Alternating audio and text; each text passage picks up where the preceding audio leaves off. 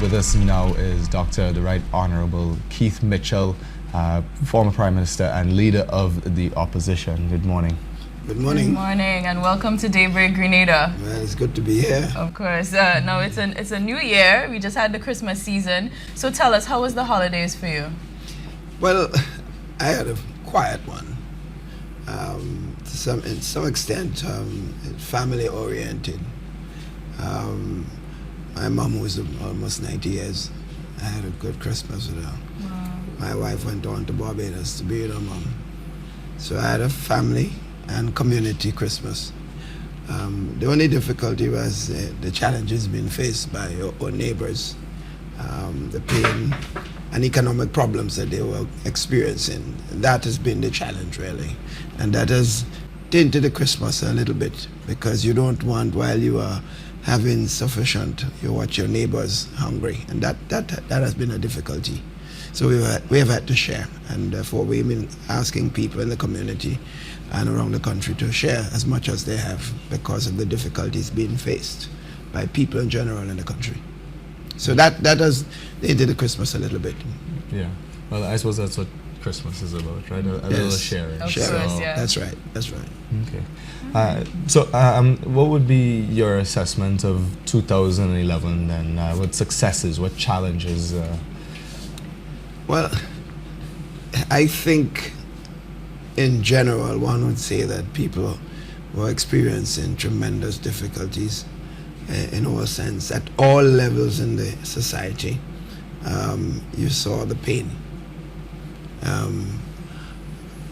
If you look at different categories of workers, you see the problems that we are talking about.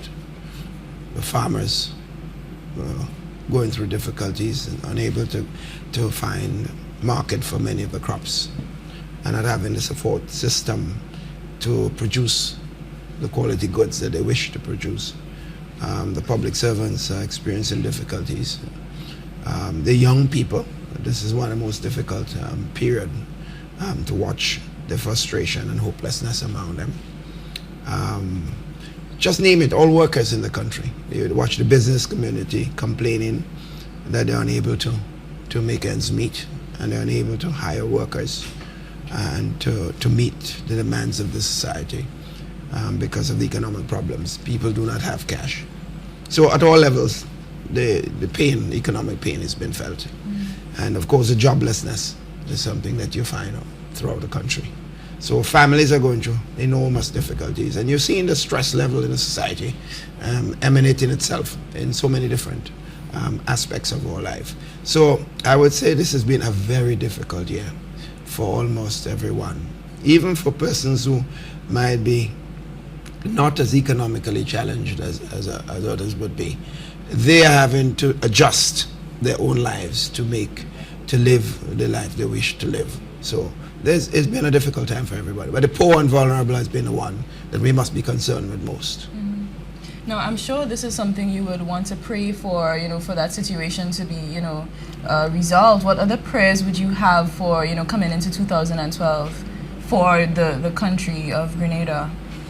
Well, certainly I would want to pray that those who have the responsibility to lead and guide this country would listen to people a lot more, and to feel the pain that are being felt by almost everybody in society. It saddens me when some of us in leadership position treat the cries of the people as one of maybe complaining too much, when in fact the pain is real. And the first step in solving a problem is to understand that it exists. If you do not want to believe it and you refuse to listen, you are not going to be able to even attempt to solve those problems. So I think we should pray that those who are in authority would understand that they have to adjust their decision-making process, and to attempt to look at opportunities more, and to see that people's pain are reduced considerably. So I think that must be one of our big wish. I mean, certainly in opposition, we are prepared to play our role, and we've been doing so in many respects. There are occasions and times when, as opposition, we could attempt to take political mileage out of issues occurring in the country. But we do not do it for one reason, because we feel that it would have a negative effect on the country and would worsen the economic situation in the country. And I don't think any political party, any human being, any Grenadian can benefit from a reduced economic environment compared to what we have today. Okay. So what would be your outlook for Grenada in 2012? Well, we have to search for jobs. Jobs. That's the answer. And by doing so, I think it means that we have to do a number of things. Open the investment climate, provide the confidence necessary. I don't know how the leaders will do that. As I said, they have to understand the problem first. In confronting it, you have to be able to provide hope for people, so that at all levels, and let us accept this. When you're talking business climate, you're not talking about just a foreign investor. He's extremely important. He or she is extremely important. But you're also talking about your local investor. Those Grenadians who have historically taken risk, if they do not see the incentives or the environment improving in the country, those in authority showing an understanding of the problems that they face, they will not take risk. So the confidence level must be lifted considerably so. And the average man, a small person outside who wants to set up a little business, will take risk. The middle person will do so. The large investor will do so. And the foreign investor will do so, because the foreign investor will not come to your country if he perceives that the local population itself is unwilling to take risk. So the first guide to serious investment in a country is how the locals see the environment. And those in authority must understand that the present situation is leading to catastrophic ends, and we must change course very quickly. Right. Now, as you know, the industrial climate in Grenada has been a bit uneasy. Now, speaking specifically to the breweries, the Grenada breweries, and the Tahu issue, what advice would you give to, get that problem resolved? Well, I think you would have realized that while we have been in opposition, and as I mentioned before, we watch what is happening. We advise behind the scene as much as is possible, but we have never attempted to take a political advantage as we could have when a situation involving the economic environment the country is involved.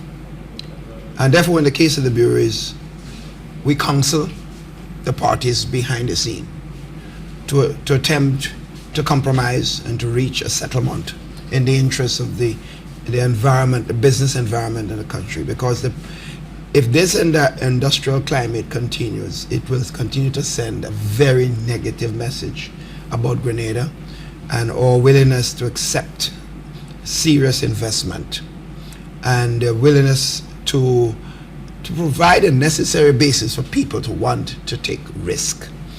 And also, we have to send a message that when people produce and work, they're paid appropriately, and their interests also must be looked at. So we have counseled the need for compromise. We did not like some of the statements that we've heard coming from some of the leadership in the country and others involved in the issues. But we counsel behind the scene, and we continue to do whatever we can to provide that sort of atmosphere for compromise and for solutions. For example, only on Friday, we met with the entire Tahu leadership, and we in fact listened to them and provide some advice as we saw fit. We've done it privately before. We've also made contact with the bureau's majority ownership, and of course council advice again. And so we look forward, hopefully, with some resolution to that particular conflict, because the continuation of this is going to hurt all concerned. No one will benefit if there is continued deterioration in industrial climate in the country. The union and its members will not benefit, because there will be less opportunity and less willingness for people to invest, and therefore less job going to be created, and a weaker union. So the workers will not win if the situation continues.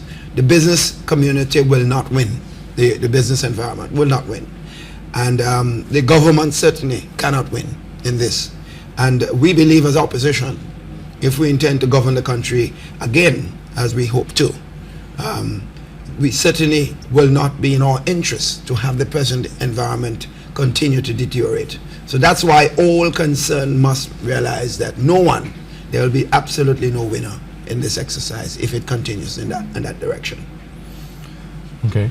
And with regard to Oscar Bartholomew, Yes.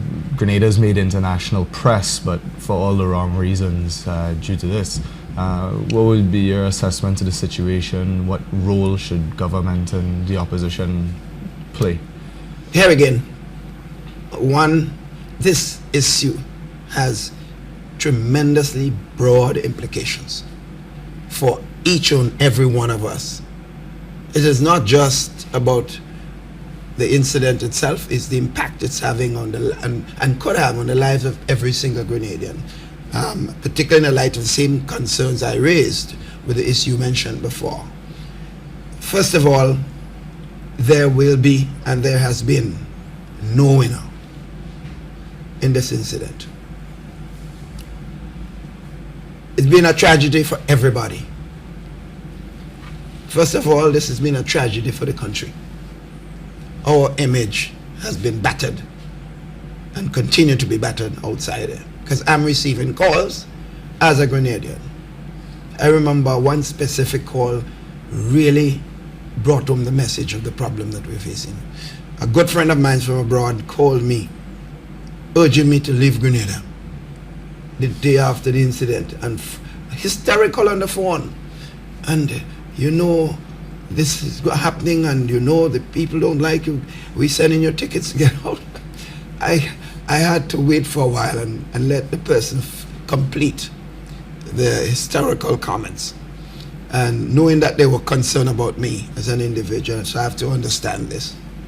When they were finished, I said to them, calm down, listen to me carefully. I just came out from a tour of St. George's, where I was visiting every single business and every part of the city, and that was about 2-3 days before Christmas. About 3 days before Christmas. And I said to them, I had no security with me. I was all by myself. And in fact, when I met people and they said, well, were you alone in town?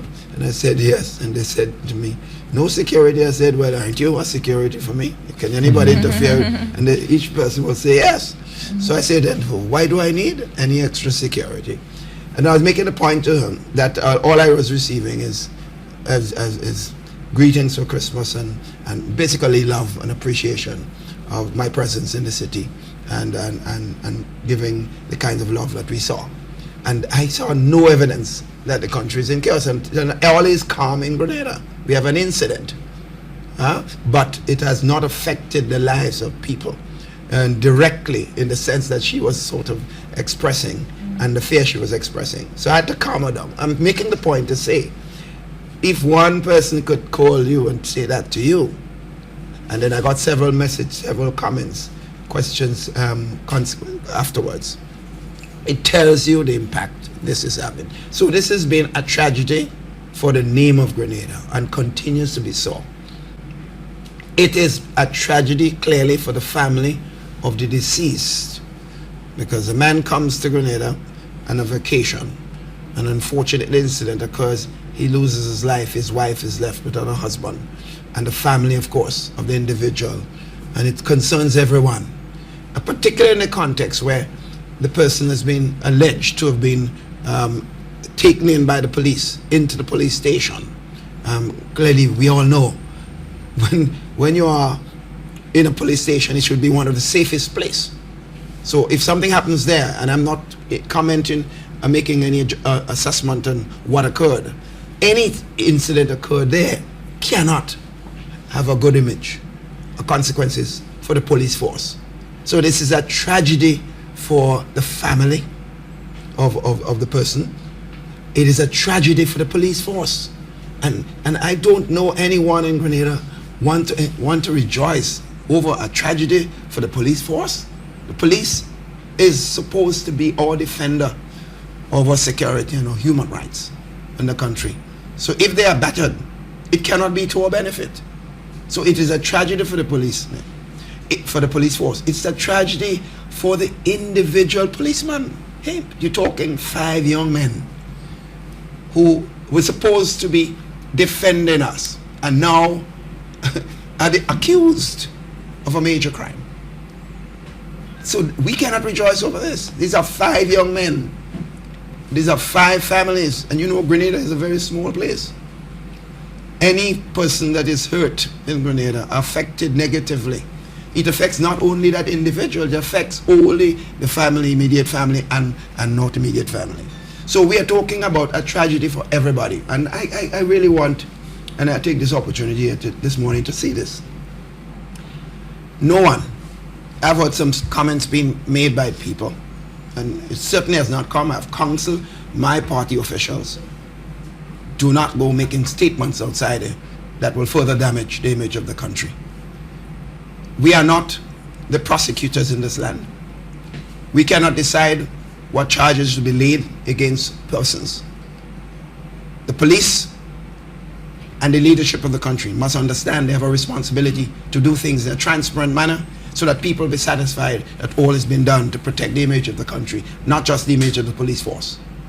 But no one should be going making statements about who to charge and who not to be charged and what charges should be laid against individual persons. That's not our responsibility.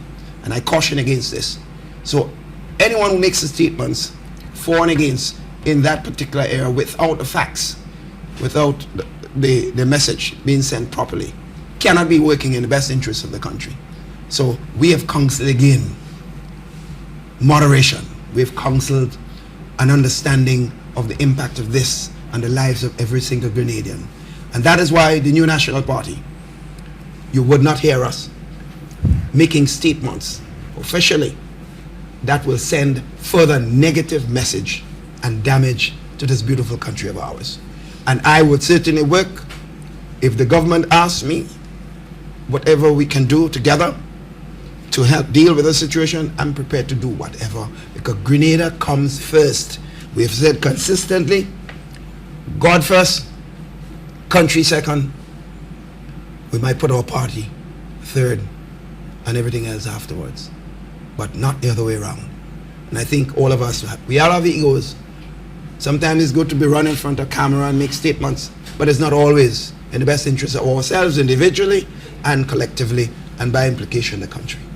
Of course, well, it's good to know that the opposition as well as the ruling party are working together in this country, right? So, you know, for I didn't say we're working together. I said I offer. For the betterment. I offer. Okay. I can't say the present government. I wouldn't want that to be perceived, because I don't believe that the present government has attempted to work with the opposition. I think they've been consistently harassing and maligning the opposition, which in fact, in my view, has worked to the demise of the present government. I think if they had done the opposite and attempted to work with the New National Party and the opposition, I think they would have been in far better shape politically than they are today. So their behavior has certainly worked to my benefit. But I always look for what's beneficial to the country, not necessarily the New National Party. Okay.